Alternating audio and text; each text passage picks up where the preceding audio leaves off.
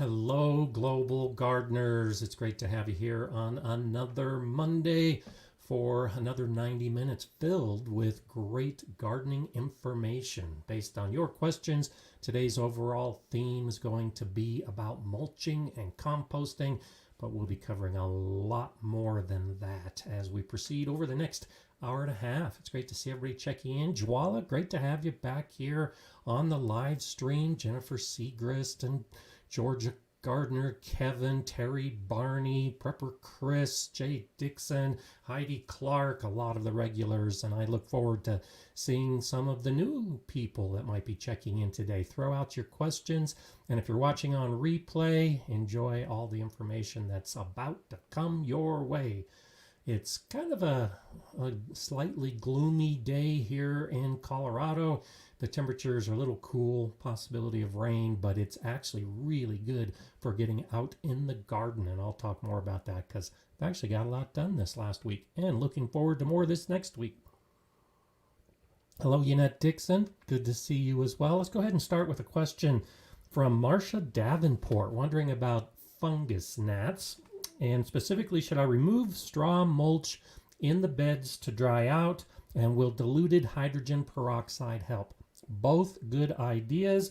I agree with Heidi's recommendation to use yellow sticky traps. And I saw that you ordered those. That can be a very effective way. But especially outside, if you have fungus gnats, they're generally not a huge problem. But if you just dry the surface of the soil for just a day, that's often enough to deal with them. And so yes, pulling aside your mulch during the heat of the day so the sun can dry that surface can help. Hydrogen peroxide does have properties where it can kill fungus, and so yes, that can help. So maybe a combination. Just go ahead and let the surface dry out a little bit. Don't let the entire bed dry out, of course, but just the surface. That's where that fungus is, that those fungus gnats are feeding upon. And after a day, you should see a dramatic difference with the number of gnats, especially on a nice windy day that can help things dry out much faster.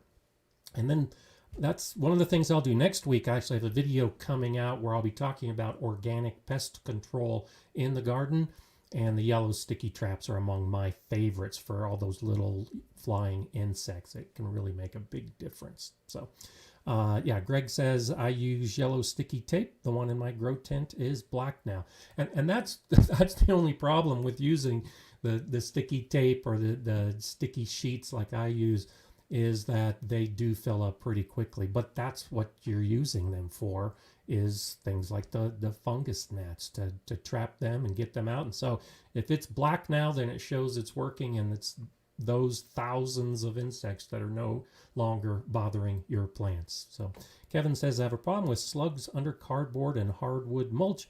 Is there any way to reduce the numbers other than slug bait?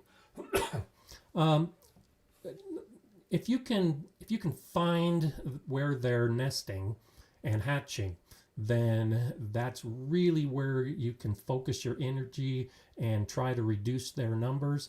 But for the most part, traps are the best thing you can do for slugs. And whether you're using beer or some type of bag mix that you buy, that's one of those things that you can use to deal with slugs. And cardboard is actually the answer. So if you've got cardboard and wood chips that are already attracting the slugs, well, go ahead and build a trap area using that same basic idea. Wet cardboard is very effective. And if you put wet cardboard on the surface of your pathways or on top of that mulched area, you might be able to draw some of those slugs that have burrowed down a little bit up to the surface and deal with them a little bit easier. So there's something you might consider thinking about. I also had a question from Dixie Graham, and this is a good one. Do I need organic potatoes to have an organic crop? And I agree with what Laurelful, Mage, Grey Wolf, and Jay said about that. And so here's my thoughts. We sometimes get wrapped around the idea that we have to start with something organic to finish with something organic. And so when we go to a nursery or a garden center or even the grocery store and we see organic, all that is telling us is how that particular plant or seed potato was grown. That farmer or that seed grower was using certified organic methods to produce that particular product. Well, we gardeners rarely, if ever, are going to become certified by the government agency as organic growers. And so it really comes down to you and how you choose to garden to determine if the finished product, if your harvest is organic. So you can start either with organic potatoes or non-organic potatoes. And as long as you're using organic gardening methods, and as long as you feel comfortable with your organic gardening philosophy, then at the end of the season, those crops are going to be organic because that's how you've been growing them. And so we'll pay extra for organic seeds, and we'll pay extra for organic seed potatoes, and we'll pay extra for organic plants. And that's fine because I fully support the organic growing efforts. But how I choose to grow in my garden is really the ultimate answer as to whether it's organic or not. And so for me in my garden, as you probably have no doubt, I'm not using the harmful synthetic chemicals, and I'm using nature as a way to benefit my garden. And at the end of the season, I consider everything I grow to have been grown organically. That's my choice. That's how I do it.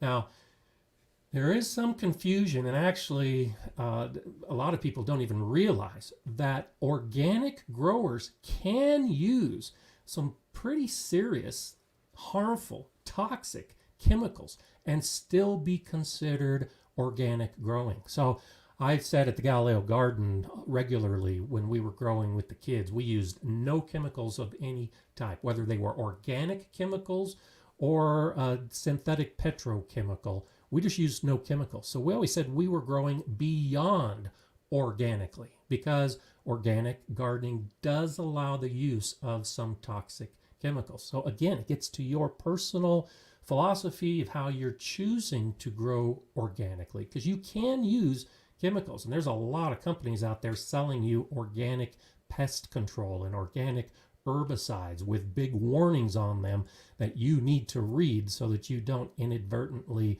add a toxic substance to your garden or your animals or to yourself. But that's my general thought on it. There's just no clear definition of what organic means for home gardeners. If you are a grower that has been certified, there's very specific guidance. There are regulations. You have to actually have a regular review by the government to make sure you are continuing to follow those organic methods. So it's very precise. But for the rest of us, it's whatever definition we want to use. It's whatever method we want to use. And it's our own decision. So I say, grow how you want to grow. And if you're comfortable with it, as far as the organic methods, then regardless of what you start with, you will be harvesting an organic crop. It's that simple. Connecticut girl, thank you so much for that contribution. I really appreciate that.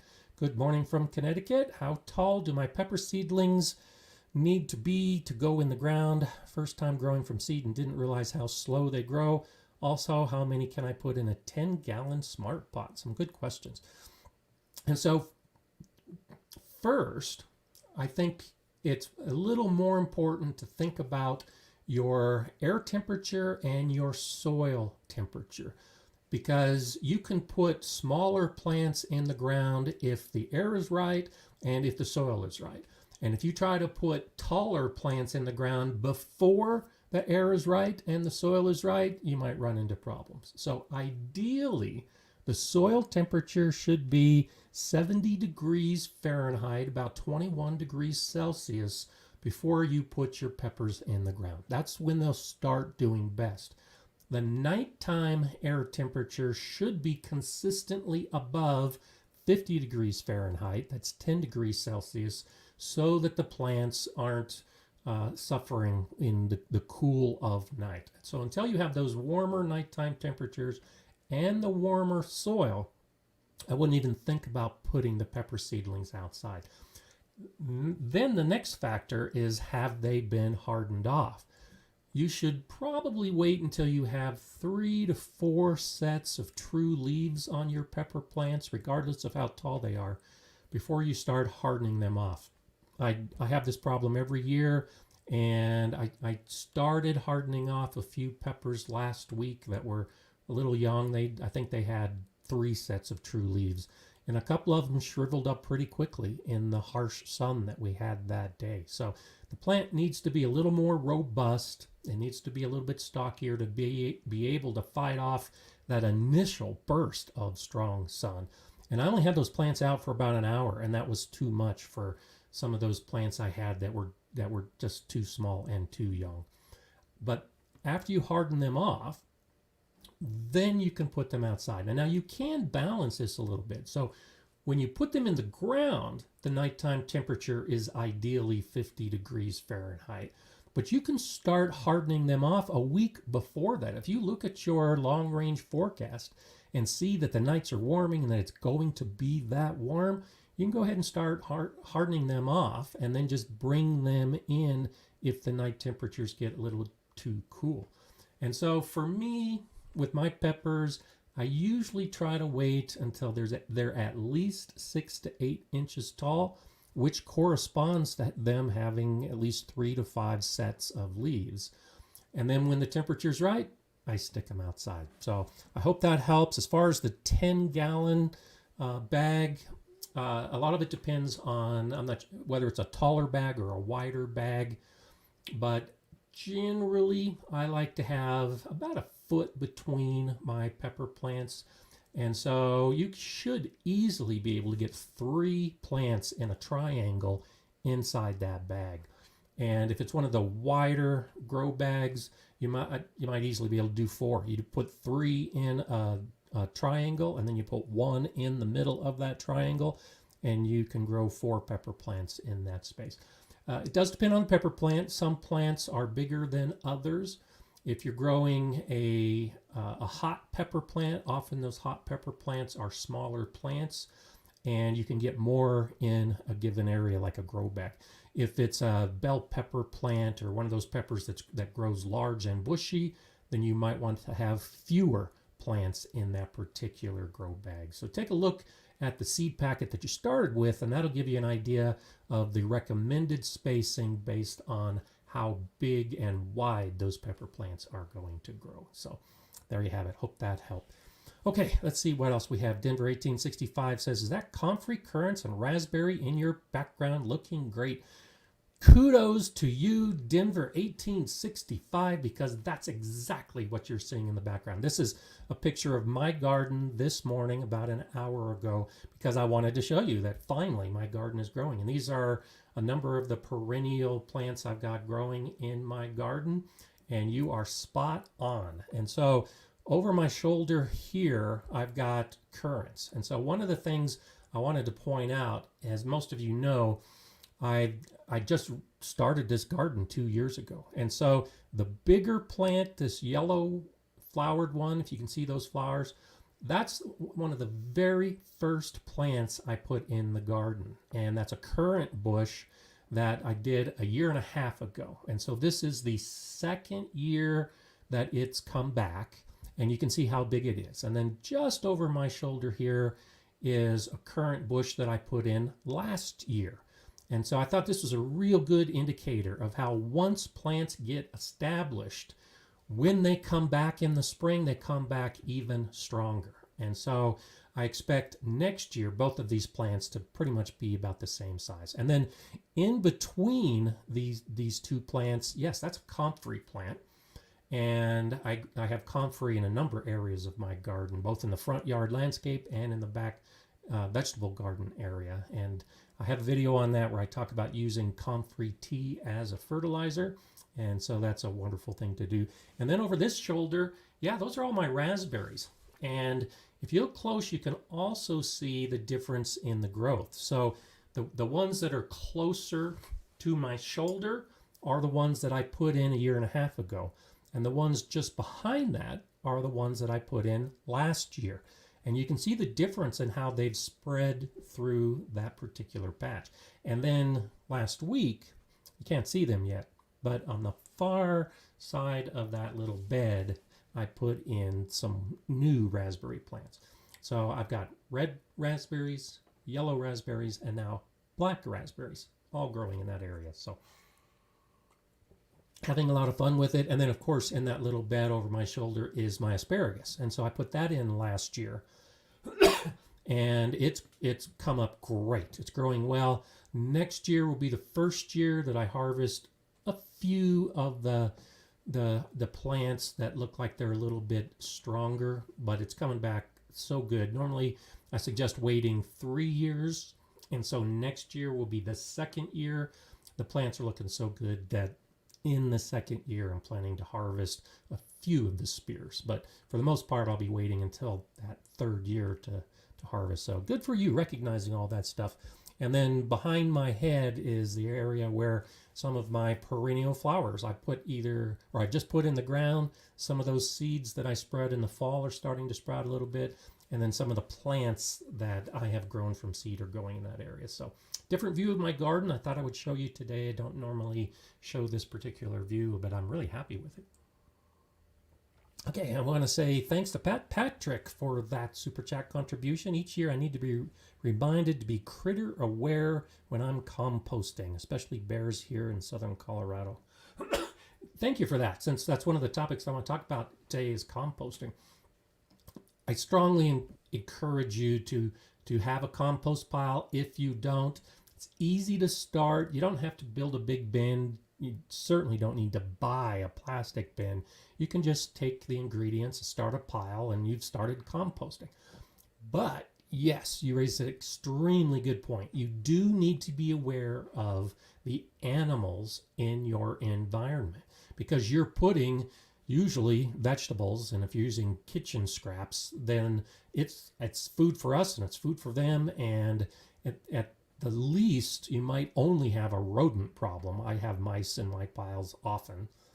It might be bigger animals to include bears. And Lily, my lab, she's older now, doesn't follow me out into the garden as much as she used to. But if I don't see her, she's usually at the compost pile trying to grab a carrot or whatever it was that was in the pile. So it runs the spectrum of your household pets to wild animals, and they're definitely something you should think about. To include maybe covering your pile or putting your pile in an enclosure. Here in Colorado Springs, on the other side of town, there are some community garden areas that have some compost system set up, and it's in a fully fenced area to include a fence on the top side. So chain link fence with a top on it. I've actually seen one set up where they had to do that because the bears were coming in and getting into the compost. So thanks for pointing that out, because that is something that is a consideration. And I think it's something that it is often easy to fix if you're aware of it. And so just be aware of it, and then you can figure out how you want to modify your compost. At the school garden, we had a huge metal composter that actually set on a stand above the ground, and it rotated to turn all the ingredients inside. And if you have animals, that might be something that you do, is you raise off the ground and you have one of those big drums that are sold for compost, and everything's just enclosed in that drum, and that keeps it away from the animals as well. So there's one option. Annette Dixon was wondering about compost. Should a new compost setup made of pallets be raised off the ground to prevent critters? And that ties into what we're just talking about. So it depends on the critter. And so some of those animals can actually aid the decomposition of the compost. If you've got chickens, you can let your chickens into your compost pile, and they'll actually turn the pile for you as they're scratching to get to some of that feed in the compost pile. They're mixing up your pile, and then they're pooping in the pile at the same time. So they're adding the chicken manure to your pile, a nice nitrogen source for the compost. And that might be something where you can use animals to your benefit. But it's one of these, if it's one of these pests, like a rodent, then that might be a consideration. Raise it off the ground, like I said, with the barrels, and that should mean that you'll have fewer of those type of pests. Chris is saying, my mom is worried about the smell of a compost pile. How far away should it be, and how bad will it smell? And so I have a video that I did last year where I actually am standing at my compost pile. My neighbor was outside. I had him come over, standing right next to the compost pile, and I asked him that question. The answer is the pile should not smell at all.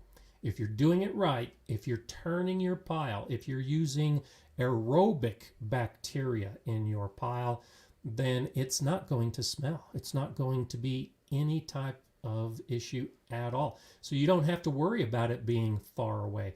A pile will smell when it's too wet, it doesn't have enough oxygen, and then the anaerobic bacteria set into action to do the decomposition.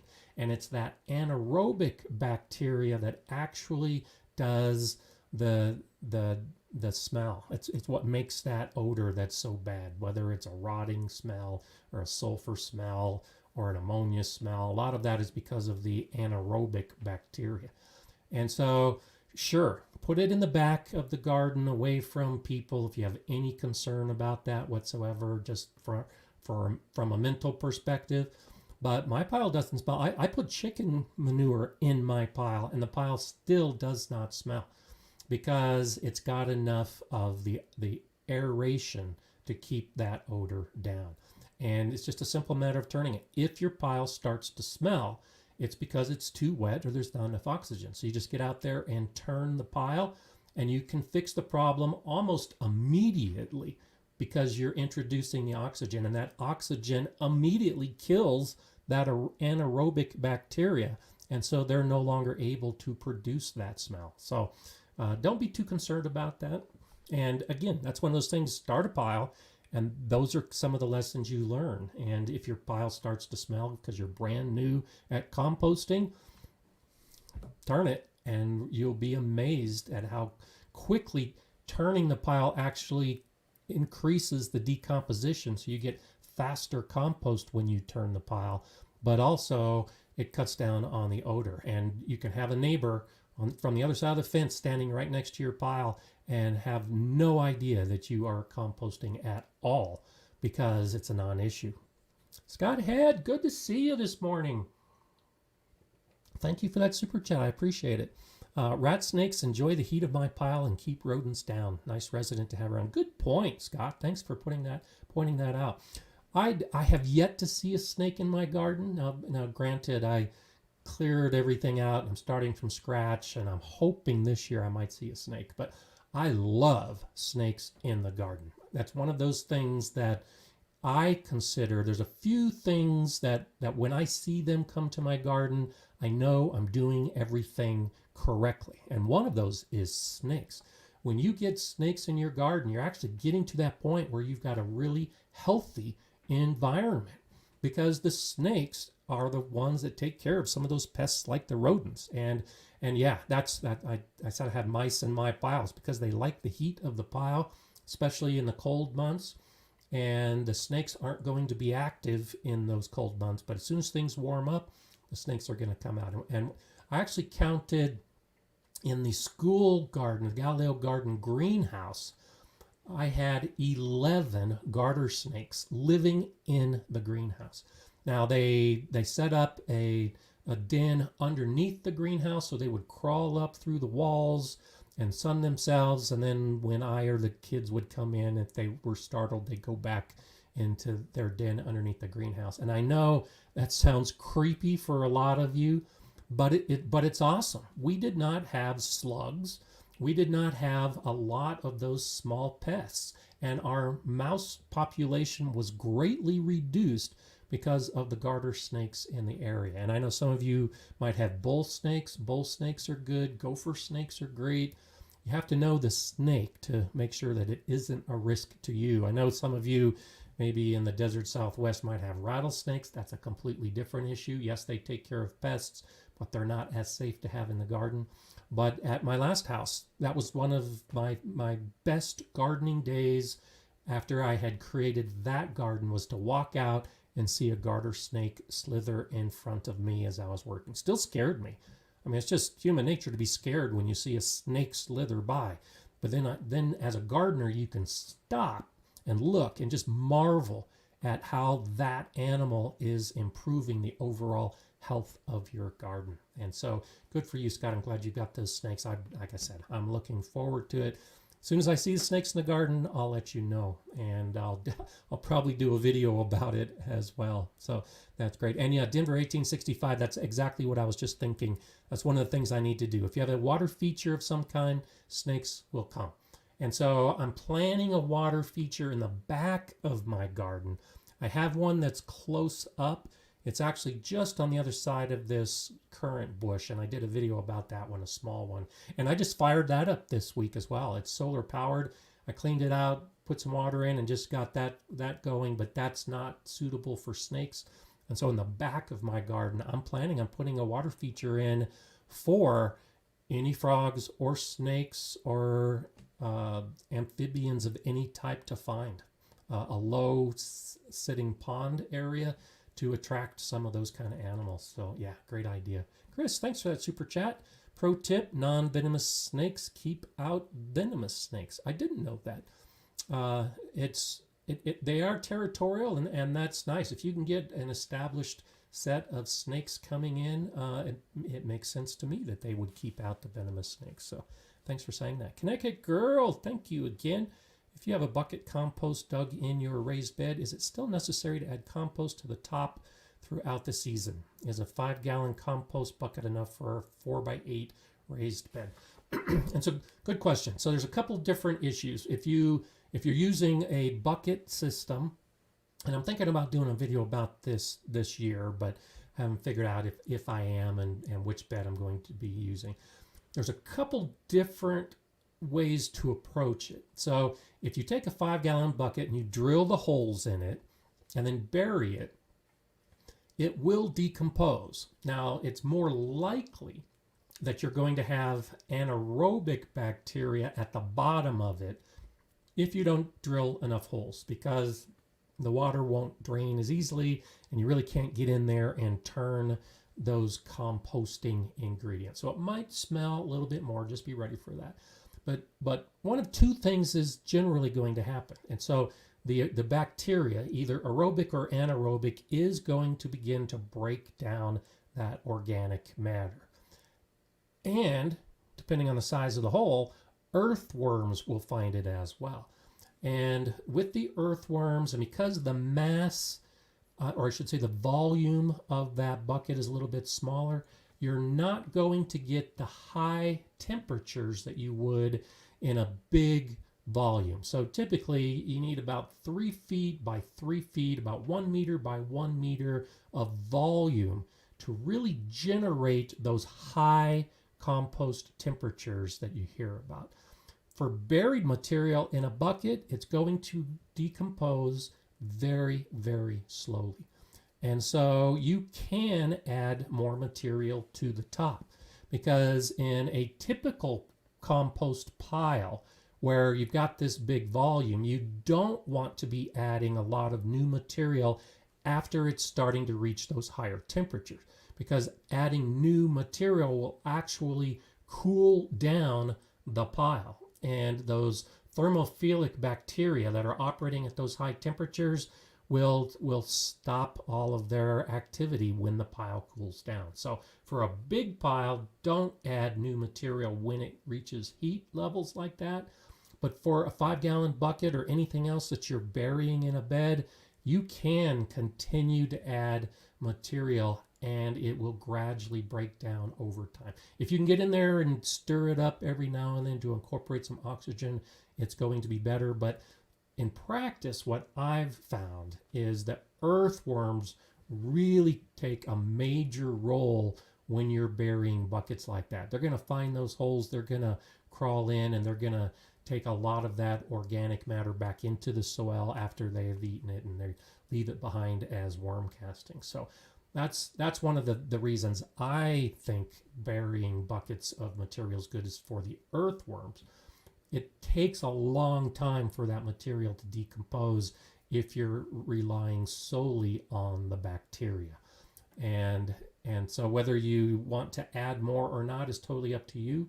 If you add more, it's just going to take longer for it all to decompose. If you fill up the bucket and then leave it be, maybe by the end of the season it might be decomposed enough to spread in the soil or on top as a mulch, or throw it all into the compost pile. Depending on how cold your winters are, it really doesn't gain you much to leave the buckets in the ground. In my Zone 5B garden, where the ground freezes pretty solidly, leaving a bucket filled with organic matter like that in the bucket just means all that is going to freeze solid and the decomposition is going to stop. Whereas if I put it into a big pile that might still be warm in the fall, there's still a chance for that material to continue to break down. So there's a couple thoughts on that. Hopefully that helps.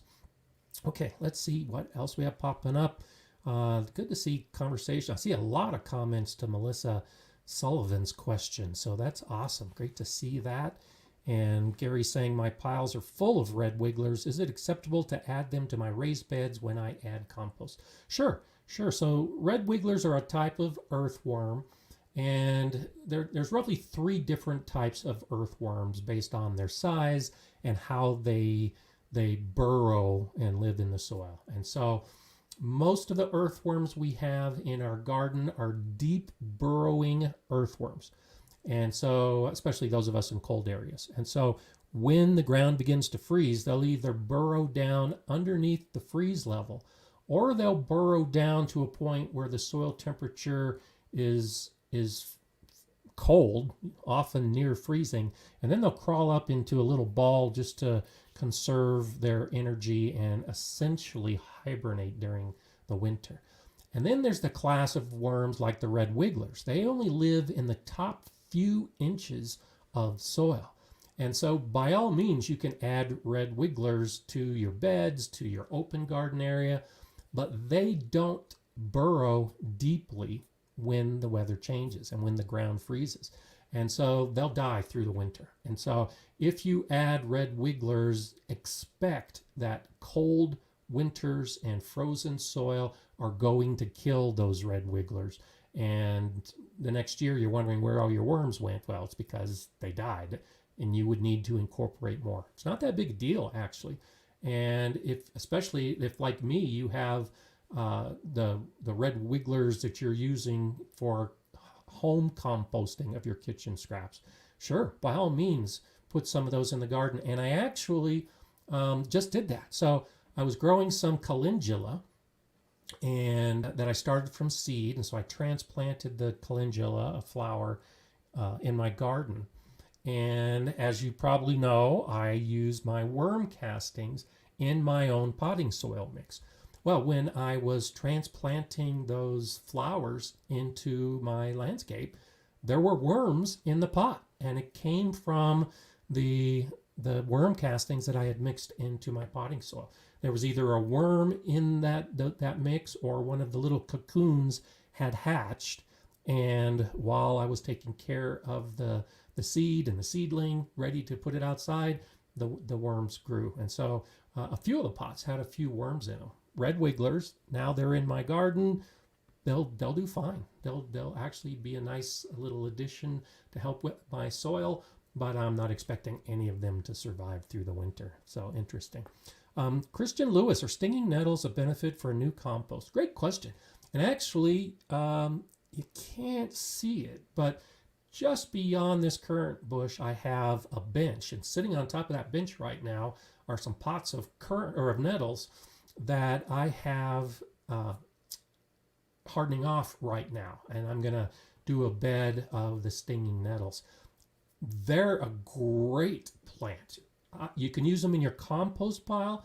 I might caution you, when I use my compost, I'll use my gloves to turn the compost pile and fill the wheelbarrow and then put it in the bed. I usually have gloves on. But then once it's in the bed, I usually use bare fingers to spread the compost around if it's on the surface, like as a mulch, which I often do with my rough compost. If you use stinging nettles in your compost pile, you might run the risk, if you do like I do, where you use some of that compost before it is fully decomposed and you spread it with your fingertips, you might get some of those needles in your fingers, and they do hurt. So if you put it in your compost pile, I would suggest trying to allow it to decompose as much as possible. But one of the great things, and actually Mage Grey Wolf in the very beginning before we went on was wondering about a good fertilizer for container gardening.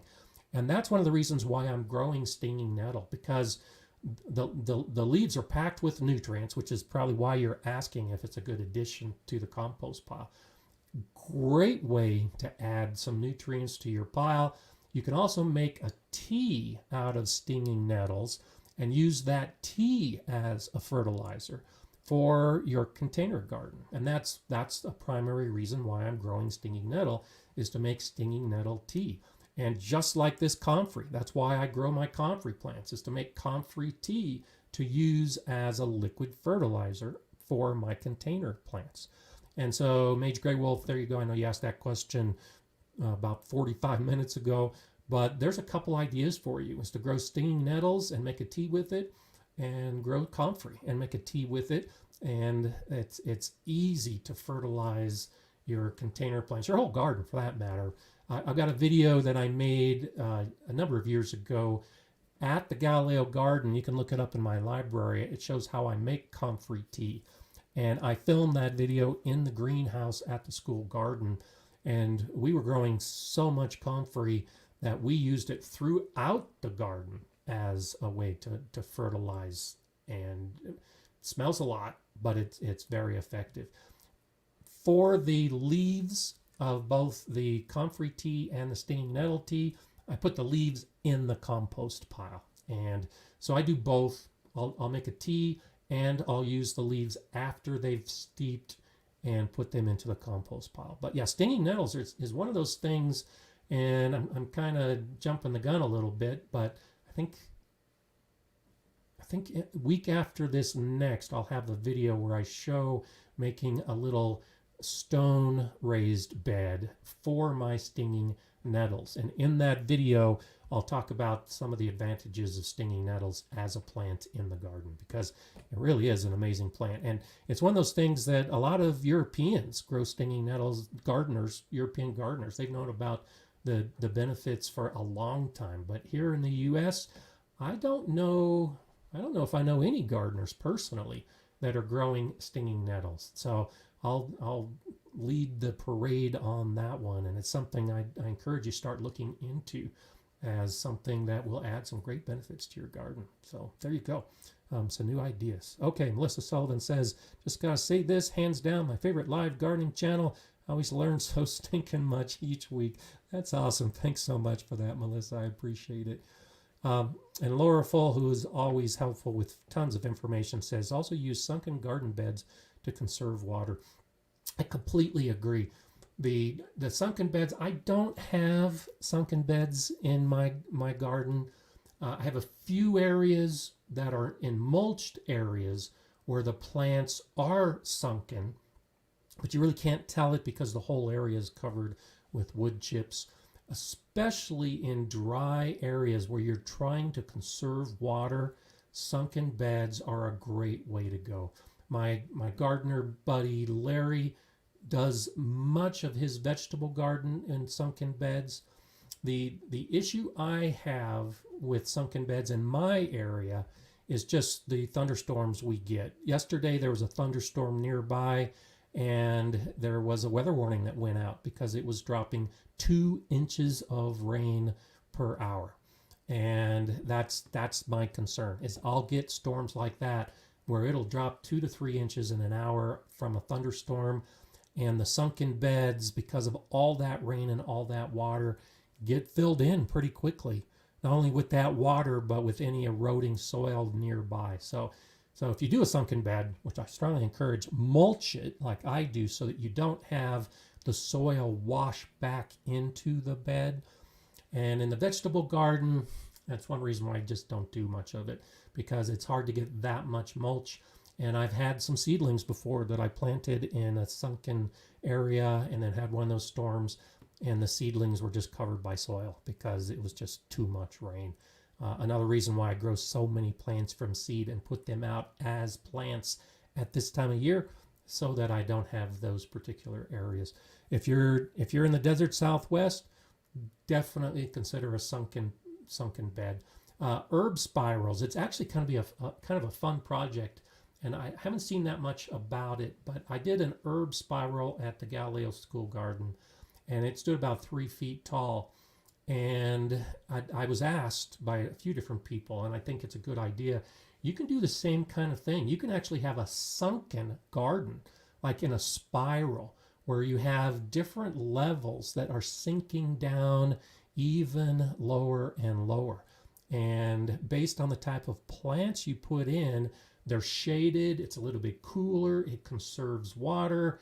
So this is on my long list of potential videos at some point, but honestly, I don't have plans to make it this year. But thanks for pointing that out, Laurelful, because it is a really good idea to conserve water, grow down in the ground rather than like in the raised beds that I like, where you grow up from the ground. So good thinking. Dixie Graham, thank you so much for that super chat contribution. I really appreciate that. Thanks. Linda Hardwick is saying, will you do a video on an herb spiral? It's on my garden bucket list. Looks like fun. I will. And I actually started doing a video on the Galileo herb spiral 3 years ago. Got some footage, ended up losing the footage, and so I never finished that video. But yes, that's definitely on my list of videos that I'm planning to do at this garden.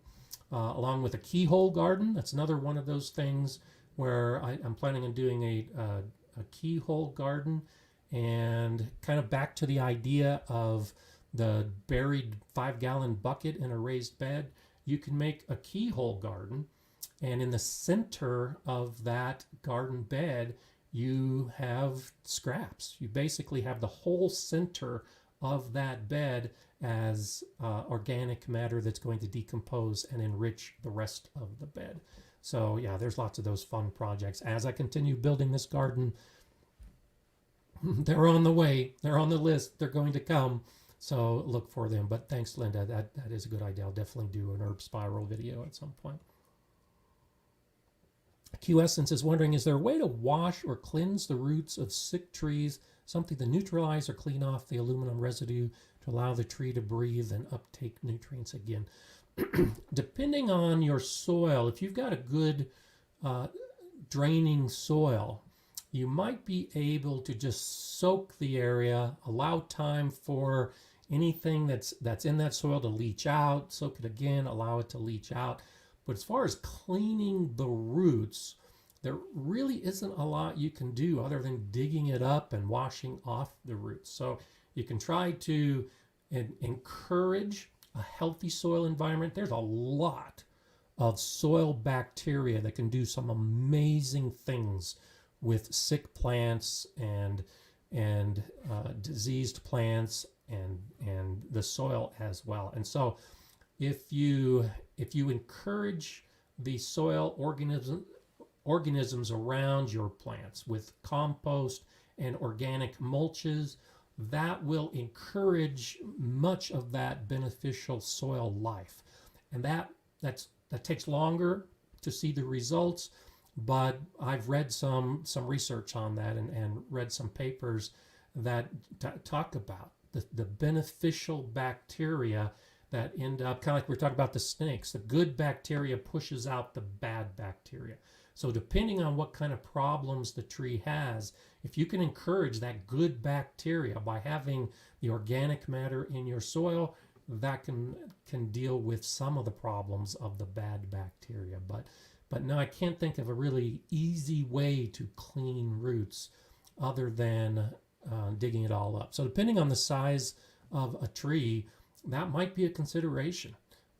Dig it up, amend the soil to encourage that good soil life, rinse it all off, and then plant it back in an area where you know the soil is better. It's going to be a lot of work, and I can't guarantee the results one way or another, but I'm not too sure of anything else other than just allowing the time for the entire soil biosphere to develop to the point where it can deal with the problem naturally. Luz is wondering, anybody growing a deliciously flavored blackberry? I'd like to see if it grows in my area, cross comparing with my local nurseries. Good question. And I was looking at blackberries this week, as a matter of fact, because I'd like to start growing some new blackberries. It all depends on the area you're growing in. Some of the stuff I was looking at that talks about deliciously flavored, and you'll see the nurseries give you an idea of what the taste is like. But at least for me in my area, if it says that it's early fruiting, I can't grow it. And often those early fruiting varieties are a zone 6 or maybe even a zone 7, and it's just too cold, too late in the spring for me to grow those kind of varieties. So you are right to look at what can grow in your area first, and then see what you can find. But it depends on what you're looking for, because there are some blackberries that are sweet and some blackberries that are tart, and all kinds of different sizes. Thornless blackberries are more popular now, and I've actually noticed a difference in flavor between the classic blackberry with the thorns, which in my opinion are often sweeter, and the thornless varieties, which can grow very well, but they don't have the thorns. So yeah, good luck, Luz. You'll need to do a little bit of research to find out just exactly what you're looking for and what will grow in your area. Lily's saying, planted my peppers this weekend, and now the nights this week are dropping to the 40s. Should I cover them at night? I would consider it. And again, like I mentioned early on, it's not so much for the peppers. The peppers can handle temperatures in the 40s. It's more the soil. You want to try to keep the soil as warm as possible.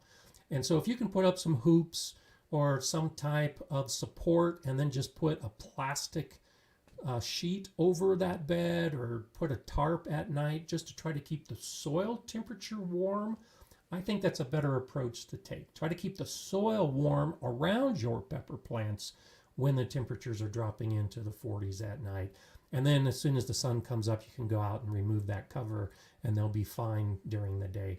If that's not possible, then yeah, put a container, put one of those extra big black pots that you might have sitting somewhere in a shed or a garage. You can just throw those over your pepper plants overnight to hold the heat in, and it's definitely a consideration. But even that is not warming the plant as much as it's just keeping the soil temperature warmer at night.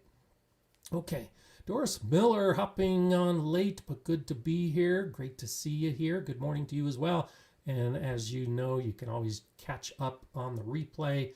Or, I don't know if you've ever done this as well. I do this on live streams where if I miss something, you can actually just click on the little bar at the bottom, and it's like a rewind. You can click back and see what you missed. We're still going live for another 45 minutes, but you can actually be behind us, and it will keep running even after the live is no longer live, and you'll be able to see the whole thing. So if you're hopping on late, you can always catch up by just going back to a previous point on the line and see what we were talking about at that time. Something to think about. Second Coming Twice says, don't trust them when they say thornless.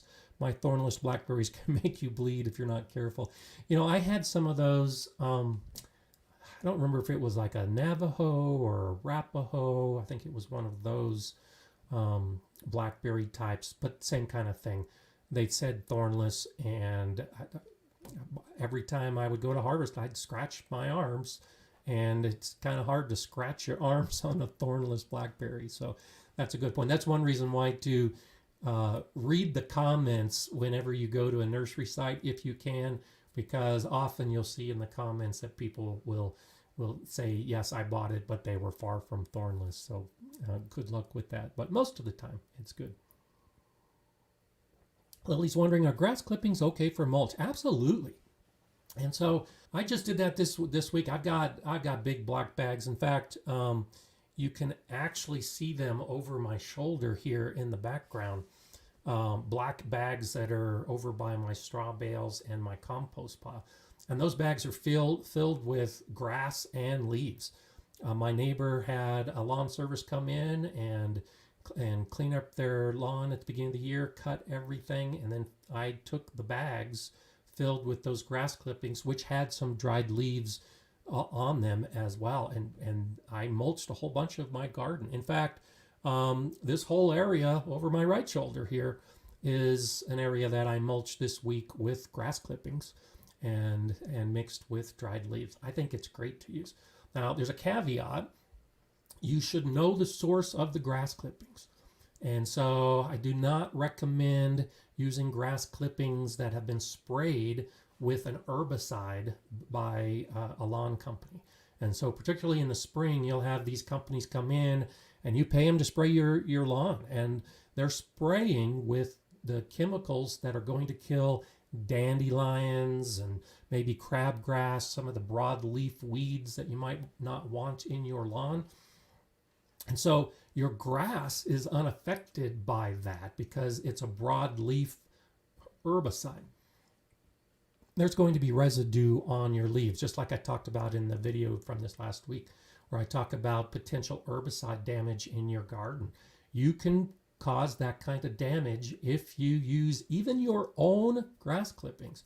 If it's been sprayed with an herbicide, that herbicide is not going to harm the grass, but it's going to harm the broadleaf vegetables in your garden. So I use a lot of grass as a mulch, but I always make sure that the grass I get has not been sprayed so that I don't inadvertently bring in a damaging herbicide into my garden that will kill the plants and harm the soil. So yeah, I love grass. The other caveat I would suggest, if you're cutting your own grass and want to use that as a mulch, let it dry out a little bit. Because if you put fresh, dark green grass clippings on your beds as a mulch, it will tend to clump. Those wet, fresh green leaves will stick together. And if you've ever cleaned the bottom of your lawnmower and you had that impermeable mass that you had to pry off with a screwdriver, that's what happens. All the grass leaves will eventually compact and stick together to the point that it's a barrier to water and air and anything else that you're adding to your garden in the way like a fertilizer. So don't allow the grass to clump up if you're using it as a mulch. But that's why I have bags, because those bags are starting to air dry a little bit. And then I'll pull out the grass. I put some of it in my compost pile as a nitrogen source. I spread some of it in my garden as a mulch. Grass is a great way to reuse something that too many people just stick on the curb and throw out in the trash. So definitely something to think about. Let's see what we have. Oh yeah, thanks, Jay. So a lot of the I have a few photos for some of you, but many of them are dated. And so you can send me a photo of your garden for me to put in the background at gardenerscott@gardenerscott.com. Tell me a little story about it. Give me permission to use your photo.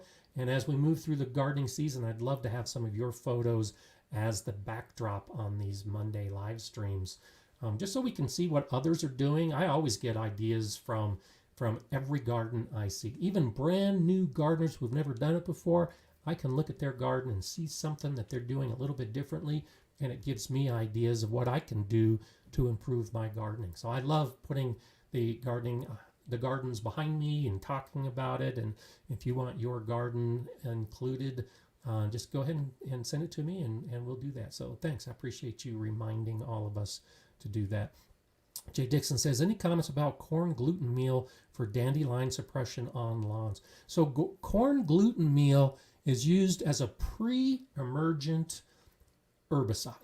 And so it's a natural, completely organic method of weed control. And it can be very effective. And so if you spread it on your lawn, it's corn gluten meal, which inhibits the growth of plants. And so any of those young weed seedlings are going to start growing up into your grass. The corn gluten meal will hinder their growth to the point that it will kill those young seedlings. And it can be very effective. And then the nice thing about it is, remember, it's pre-emergent. So you have to put it on before the weeds are growing for it to have its best effect. But then once your grass is growing and your lawn is nice and lush, it should shade out any of the seeds after that point that might try to germinate. And then the corn gluten meal, because it's organic, it comes from corn, it will break down and actually help enrich the soil. And so it's a wonderful organic way to deal with weeds that you might have in your lawn, and definitely something to think about. Not necessarily good as an amendment or a mulch for your vegetable garden, because it will hinder the growth of any seeds that you use. So I would just be careful if you're using corn gluten meal in your lawn, and that very first mowing, it's possible your lawnmower might suck up some of that corn gluten meal. And then if you use those grass clippings in your garden in an area where you just started some seeds, it is possible that you could be putting the corn gluten meal on top of some of the seeds that you're trying to grow, and then you wonder why it doesn't grow. Well, that's why, because it's a pre-emergent herbicide. And even though it's all natural, it doesn't care what kind of plant it kills. It just works against the weeds in your lawn, just like it might work against the plants you want to grow in your garden bed. So be a little careful with that aspect of it. But yeah, go for it. In the lawn, it can be a really wonderful product. Okay, let's see. That's what else we have popping up. Thanks, Chris. You and Jay are the best. That's awesome. Trina says, my grass clipping is full of dandelions this year. Out to the curb it goes. No, not at all. Dandelions are actually packed with nutrients. And that's a wonderful thing that you can use in your compost pile, or use that as a mulch as well. I think dandelions, if you are cutting them before they've gone to seed, then you have zero risk of introducing dandelions into your garden. Now, I also have coming up here very soon a video where I talk about dandelions and how I like dandelions in my garden right now, because they're wonderful at improving a dense soil, and they're completely edible. So it's a lot of fun to get kids in the garden and have them eat the dandelions. I actually did that as weed control at the school garden. We just have the kids come out to harvest the dandelion flowers, and you can make a tea with it. You can make a wine with it. You can actually just eat the flowers plain. So, I don't think you should put those on the curb. Even if they have gone to seed, I would still use them in my garden, just because I think dandelions are a great plant to improve your soil. But they compost well, and they have a lot of nutrition for the soil that your soil might be lacking. So I hope you change your mind about that and maybe consider adding them to a compost pile, or let them dry out a little bit and use it as a mulch. Okay. Let's see. Laurel says you can also bury the material in a deep trench in a garden. But that's a good point. We were talking about doing a bucket burying of organic material. Trench works really good, and that's actually a good idea. If you have grass clippings that might be filled with some dandelions or other weeds, you can dig a trench in the garden 8 inches deep or so. 8 to 12 inches is an ideal depth. You can bury that material in the trench, cover it up with soil. That's too deep for any seeds that might be in there. So a dandelion seed, if it's 8 or 12 inches in the soil, it may attempt to germinate, but it's going to be smothered and they can't grow through that that depth, and it's going to die. So that's a great way to kill some of those plants before they become a problem. And when you bury it in a trench, it's not as big an issue with the grass clumping up. Like I was talking about, if you put it on the surface as a mulch, it can clump up. That's not an issue if you're burying it in a trench, especially if you're burying it with other material from the garden or kitchen scraps. So good suggestion. I appreciate that. That's a nice way to get rid of some of that material that you would otherwise put on the curb to be taken out. Okay, Monster CC says, hi Scott, just wanted to say thanks for all the info. Started a late garden this year. Good for you. It's always nice. It's never too late to start a garden. So I'm glad I could help, and I'm glad that you're doing that. That's awesome. Nevada Bill, good morning to you. Great to see you here. Luz is saying, compost question, is it best to have 2 compost containers so while one is finishing up, the other is new and starting? How do you all handle this? And so if you look over my shoulder here in the background, you see that I have 2 compost bins set up. Now, it's taken me a while to build up enough material for my compost pile because I do so much of it as mulch. And I'll often put it directly into the soil as I'm filling my beds. You've probably seen videos or heard me talk about that before. And so this will be the first year that I actually have enough material to hopefully keep an active pile going. But that's exactly what I do. It's all about volume. If you remember, I was talking about 1 meter by 1 meter is kind of a minimum volume to get that pile heating up and decomposing quickly. Well, many of us just aren't generating that much of the material that needs to go into a compost pile. If you're just using kitchen scraps, it's going to take you a long time to build a pile that big. You can't really build a pile with nothing but grass clippings because it'll start to smell because it's nothing but the nitrogen source. So you need to mix it with something, and it can take time. And so if you don't have a lot of material, you can get by with one pile that grows over a period of time. But then what? Because now once that pile reaches that volume and begins to decompose, back to your question, I think it's a great idea to have a second bin, because then you can start a new one fresh while the first one is breaking down. And then you just keep adding to the second one and keep adding to the second one. And it takes time. And eventually that first pile is going to be decomposed and ready to use. And you use it in the garden as a mulch or a soil amendment. And now you've got that first bin that's available, and the second bin has reached a volume that's adequate, and then you start over again with the first. So for me in my garden right now, with a limited supply of materials, because I just don't have that many plants growing yet, a 2-bin system works well. At the Galileo garden, where we had a lot of plants and we had more to put in the compost, I had a 3-bin system. So it's the same basic idea. You always have one of the piles that is just starting out that you're adding material to. And when that material is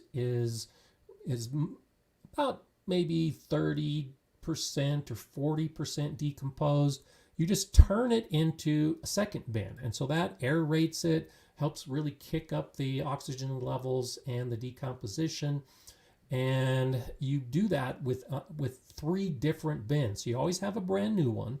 You always have one that's in the middle of decomposition. And then you have one that's decomposed, ready to go.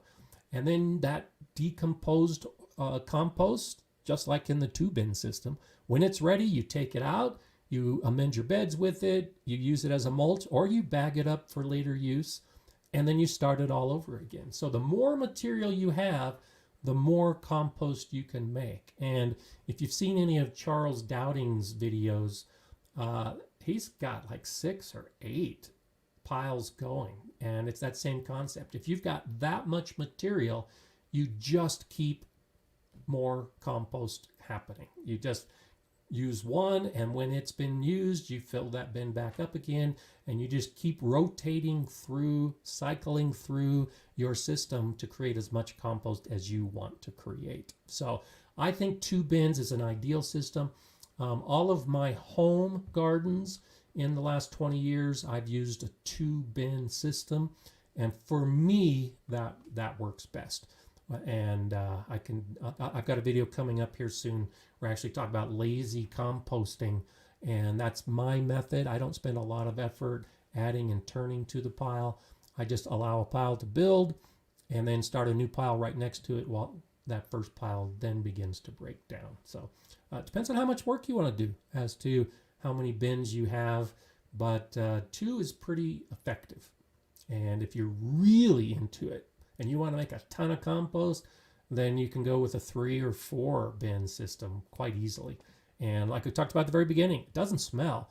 It's one of those things, it's just how much work you want to put into it to get the compost out, but you're not going to be adding any problems to your garden if you add more compost bins. In fact, you're getting more compost, which is actually something good to do in your garden. So hope that helps.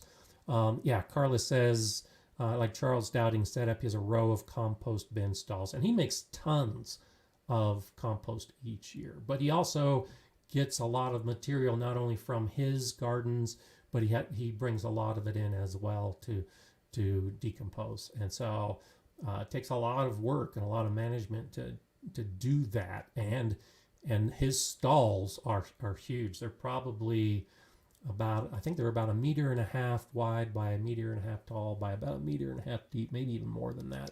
And when you have a volume that big, it's going to break down very quickly if all of the ingredients are filling it. So definitely something to think about.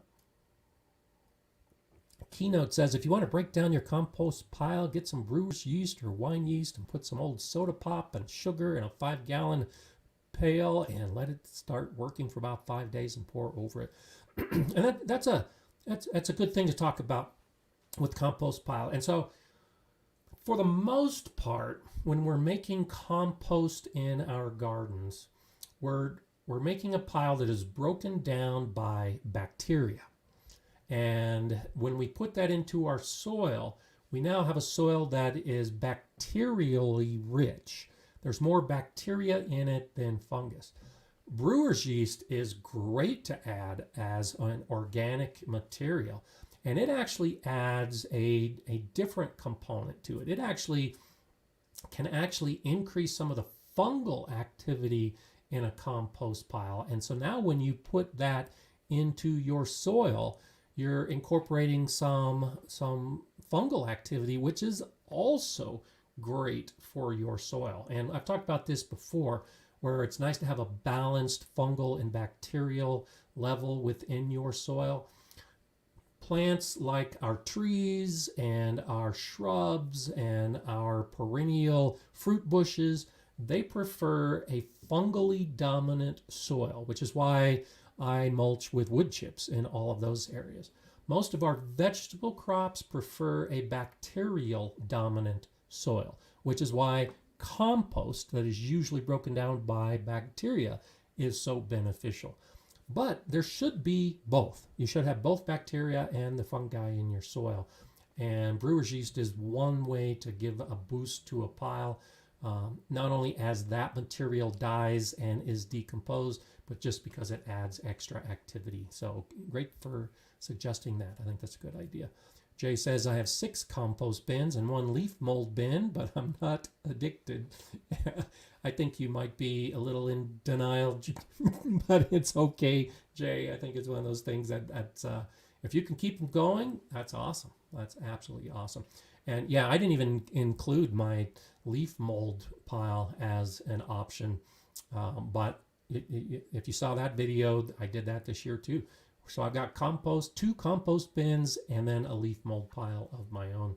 So whatever you have to use, don't put it out on the curb to be taken away. Figure out some way that you can find a purpose for it in your garden.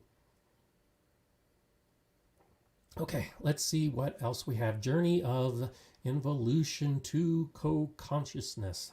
I like that name. Same, still getting ours filled with soil. Just emailed you. Food as thy medicine will help us heal. You've been awesome for us. Well, thanks. I appreciate that. And I'll talk about that here in a little bit when we get to the philosophy phase, as far as not only the food that's a medicine when it comes to gardening, but especially if you're still filling with soil, I think that's an important aspect as well. We'll talk about that here in just a little bit. Mage Grey Wolf says, I've heard using beer to boost compost. And it can. Now, beer's one of those things. If you use beer, let it go flat, because the alcohol in the beer can actually kill some of the bacteria. But yeah, it's just like any other food scrap. Beer is a food as far as the nutrients in it, and let it go flat, put it into your compost, and it's essentially just adding another food for the bacteria to break down. As a liquid, I think it's great because I do that. If I happen to have a bottle or two after my buddies come over and they're not drunk, I'll pour them into the compost pile the next day. Not only does it help moisten the pile, but yeah, it does add a little bit. I don't think it boosts the pile as has often been credited for it, but as long as you're not putting it fresh with the carbonation and the alcohol, it's not going to kill the bacteria. It's just more food. Something great to do. Yankee Sister, good to see you. Thanks for dropping in and saying hello. I know you often watch on replay, so appreciate you checking in. That's great. Craig in Bowden is saying, where does a person buy a comfrey plant? Never seen one in any garden center in my life. Yes. I tried finding a good source for comfrey this last year. I could not find anywhere online or locally that sold plants. They're just not there. I did find a few places that had seed. Now, the place to look is often going to be an herb or herb source. And so I did find some online sites that were selling medicinal herbs, and they had comfrey seeds. The Bocking 14 is the ideal variety to grow in our gardens because it doesn't set seed and spread, which can be a problem with comfrey. But I haven't been able to find a good source for it. We all know that it's something we want to grow, and you would think some of these seed companies would be growing it, but I haven't been able to find a good source. So if you can find somebody you know that has comfrey, it's extremely easy to propagate from roots. It's got one of those roots that if you just cut off a little section of root, smaller than your little finger, you'll be able to grow a big plant from it. The roots propagate very easily, and that's one of the best ways to grow it is if you can find somebody in your area that has it, and if you can talk them into giving you a cutting, then you can grow it and have it. So all of my plants that I grow, I've got 1, 2, 3, 4, 5 big plants growing right now, and I'll be adding more this year. They all came from root cuttings years ago that I got from the school garden. So I wish I could give you a good answer for where to find that. If any of you have a good source of where you've been able to find it, please put it in the comments and share. But you might be able to stumble across a site that has some seeds that you can start, and keep your fingers crossed. You can go from there. Philip Warren says, I piled only green grass clippings in a 4x6x8 chicken wire open air bin last year. I haven't disturbed it at all. It's reduced by more than half. How long does this lazy wait take? Usually takes often at least a year. And so the same with leaf mold. If you just pile something and leave it sit and don't do anything to it, usually after about a year, go ahead and start digging through the pile, and you should see that it is, especially if it's already dropped by half, the inside of it is probably ready to use. The outer layer is always going to be the last to break down. And so that's one reason why we turn our piles to introduce the outer layer into the inner layer so that it will decompose. But if you haven't turned it, go ahead and go out and pull aside some of that grass on the top. And I bet you're going to be amazed at what you find inside. And so couple options. This holds true for both the leaf mold and like a big grass pile like that. I've done the same thing with wood chips, allowing a huge pile of wood chips to decompose. If you do turn it and introduce those outer materials into the inside, they'll tend to break down pretty quickly, and maybe only an extra month, and then the whole thing is ready to use. Or you just pull aside all those outer layers and just use the inner to amend your soil or add as a mulch. So check it out. I bet you're really going to like what you find. And I did want to mention, since we're talking about mulching and composting today, especially for new gardeners who might not fully understand the terminology, because I know it can kind of be confusing at times. And so a mulch is any material that goes on top of the soil. And it just rests on the top, and it protects the soil from the sun's rays. It helps keep the soil from getting too dry because it is kind of blocking some of the evaporation. It helps keep the soil temperature more moderate because it's not getting too hot and too cold because it's not exposed to the air and the sun. An organic mulch will break down and gradually improve the nutrient level within the soil. There's a lot of benefits to mulch, but the key is that it's on top of the soil. Compost is completely different. Compost is decomposing organic material. And typically we're doing that in a bin or a pile or a drum, but we're giving a location for the organic material to be decomposed mostly by bacteria. Now the compost can be used in a couple different ways. If you take finished compost that's mostly broken down into that beautiful, light, airy, black material, you can put it into the soil as a soil amendment. If you use compost on top of the soil, it's a mulch. It just happens to be a compost mulch. And so I mulch with grass and leaves and straw, and I'll often take my compost that is mostly decomposed but still kind of chunky, and I'll use that chunky compost as a mulch on the surface.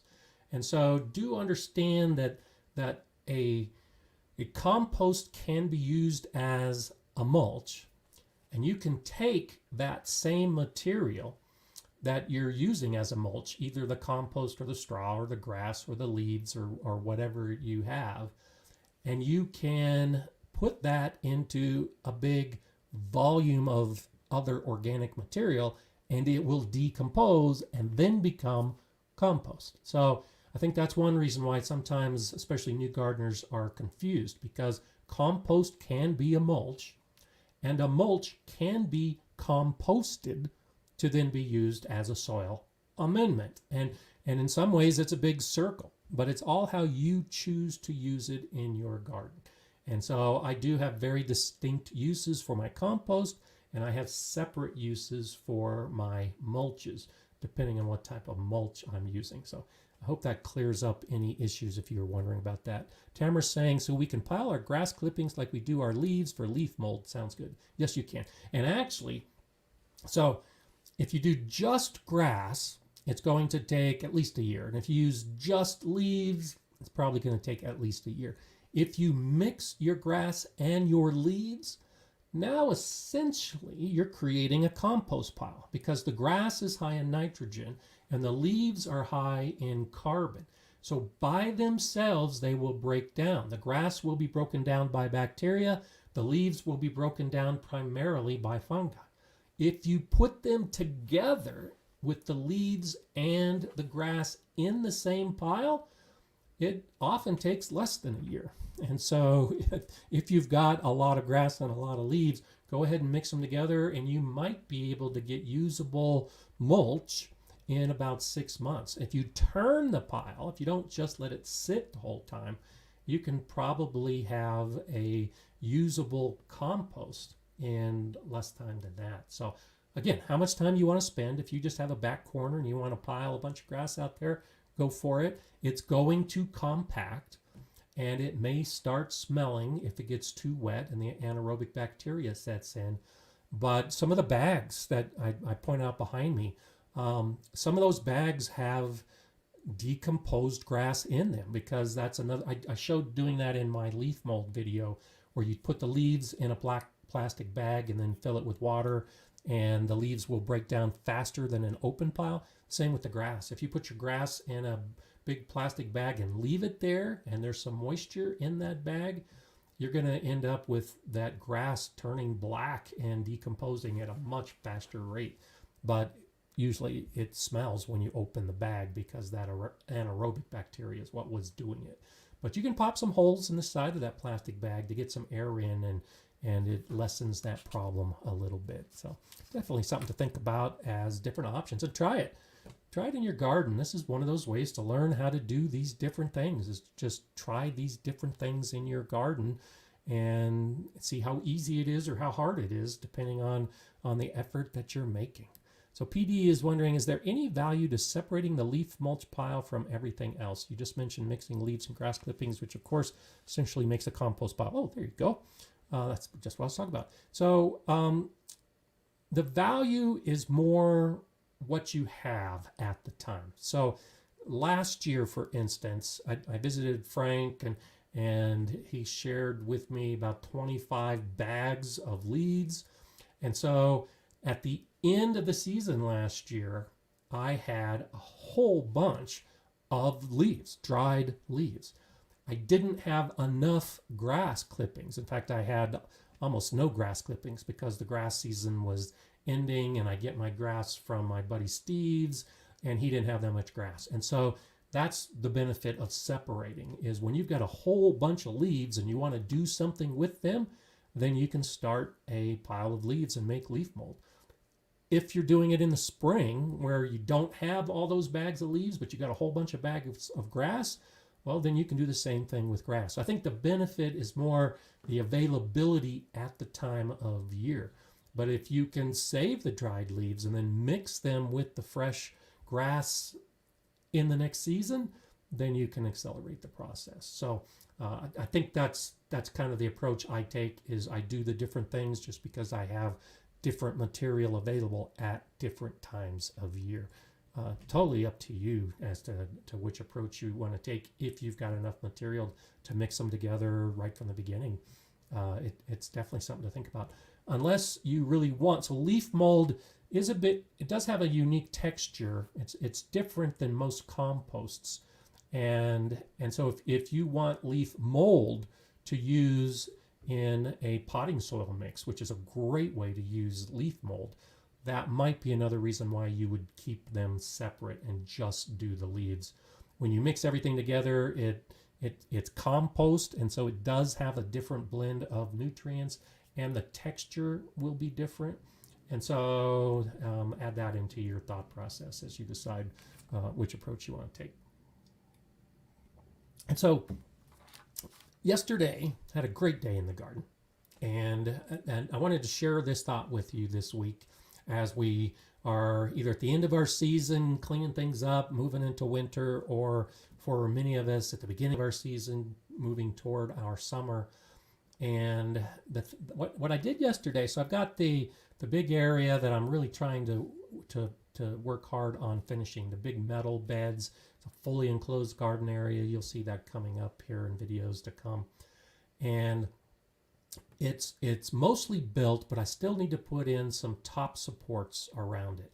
And so that's what I did yesterday. Now, yesterday was a cool day here. It was overcast all day, but I was out in the garden with the lumber, cutting it, attaching it to these new beds.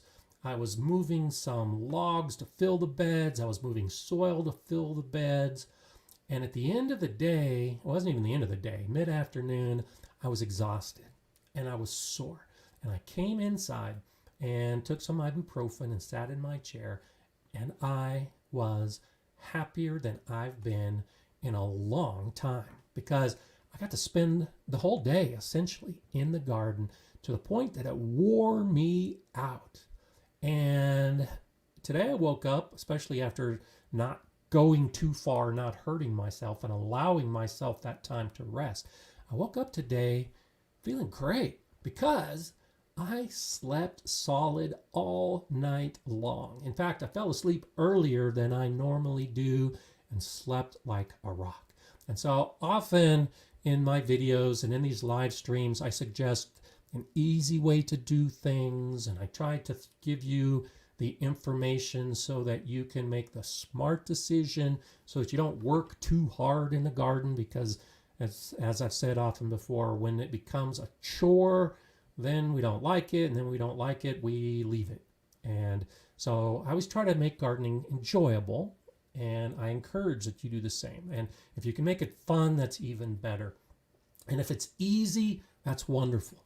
But at some point, I suggest make it hard. Work hard in the garden.